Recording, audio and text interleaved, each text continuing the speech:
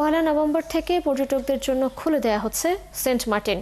দৈনিক 2000 পর্যটকের যাওয়ার অনুমতি মিলবে জানালো বেসামরিক বিমান ও পর্যটন মন্ত্রণালয়। তবে জানুয়ারি ও ফেব্রুয়ারিতে রাতে থাকার অনুমতি দেওয়া হবে।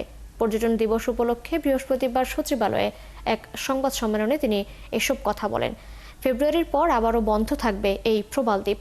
4 মাসের জন্য সেন্ট মার্টিন খোলা প্রসঙ্গে সেখানকার স্থানীয় বিনিয়োগকারীদের সাথে আলোচনা হয়েছে কিনা এমন প্রশ্নের জবাবে বেসামরিক বিমান ও পর্যটন উপদেষ্টা বলেন, পরিবেশকে ঝুঁকির মধ্যে রেখে ব্যবসায়ীদের স্বার্থ রক্ষার সুযোগ নেই। সেন্ট মার্টিন সহ পুরো দেশের পর্যটনের বিষয়ে নীতিমালা প্রণয়নের কাজ চলছে বলেও জানান উপদেষ্টা। অন্য এক প্রশ্নের জবাবে উপদেষ্টা বলেন, শাহজালাল আন্তর্জাতিক বিমানবন্দরের 3rd টার্মিনাল যত দ্রুত চালু হবে ততই লাভবান হবে দেশ। যেহেতু এটা আমাদের ইউএন ট্যুরিজমের একটা হেরিটেজ জায়গা, আমাদের প্রবাল সবকিছু সংরক্ষণের জন্য আমরা 1 নভেম্বর থেকে আশা করছি খুলব সীমিত, যেটা আমাদের 2000 করে প্রতিদিন যাবে।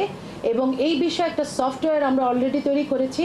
এই সফটওয়্যার এখন ইন্টিগ্রেশন করে জাহাজ শিল্পের সাথে ইন্টিগ্রেশনের কাজটা চলমান আছে। আশা করি আমরা নির্দিষ্ট সময় এটা ওপেন করতে পারবো, যেটা নভেম্বরের 1 তারিখ থেকে শুরু হবে। আমরা ওখানে যেতে পারবো না এরকম কোনো কারণ নেই, আমরা যেতে পারবো।